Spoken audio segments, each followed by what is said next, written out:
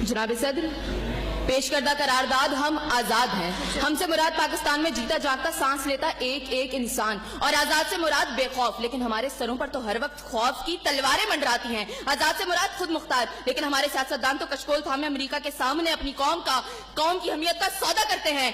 आजाद से मुराद किसी के ताबे ना होना, लेकिन हम तो आज भी उन्हीं जागीरदारों, उन्हीं वडेरों, उन्हीं लुटेरों, उन्हीं जाबिर, उन्हीं जालिम, उन्हीं बेहिस और बेबस हुक्मरानों के ताबे हैं। तो मंतकी एतबार से करारदाद अभी और इसी वक्त मुस्तरद होती है। अगर ऐवान में बैठा कोई एक नौजवान भी खड़े होकर ये कह दे कि हाँ, जितनी आजादी हमें मिली है इतनी ही काफी है, तो मैं अभी और इसी के वक्त यहाँ के बजाय वहां खड़े हूँ। लेकिन जनाब सदर, हम आजाद नहीं। और ये किस आजादी की बात करते हैं जिस मुल्क में वाटर कूलर से लटकते हुए गिलास को भी जंजीरों में जकड़ के रखा जाता हो, उसमें इंसान क्या आजाद होंगे?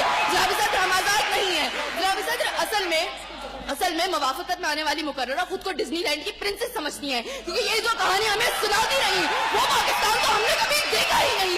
जनाब सदर, जिस मुल्क के सियासतदानों की तरक्की का आलम ये हो कि उनकी दौलतों में दिन दुगनी और रात चुगनी होती हो और तरक्की का दारोमदार ये हो, तो फिर मैं कैसे कहूँ कि हम आजाद हैं? जिन मुल्क के सियासतदानों के नाम पनामा लीक्स में लीक होते हो और स्टोर मचने पर फकत अवाम को लैपटॉप स्क्रीन का लॉलीपॉप दे जाता हो, तो मैं कैसे कहूँ कि हम आजाद हैं? जनाब सदर, जिस मुल्क की हुक्मरानी और हुकूमत का ढांचा तक बैनुल अक़वामी इस्तेमार ने बनाया हो, तो फिर मैं कैसे कहूँ कि हम आजाद हैं? जिस मुल्क का अदलिया का सिस्टम तक किसी और का लिया हुआ हो, तो मैं कैसे कहूँ कि हम आजाद हैं? जनाब सदर, और जिस आजादी की ये बात कर रही थी, जिन हरी झंडियों की ये बात ये कर रही थी, जब कल यही झंडियां हमारी पैरों के तले रोती जाएंगी और कोई उनको उठाने वाला ना होगा, तो फिर मैं इनसे पूछूंगी कि अरे कौन सी आजादी?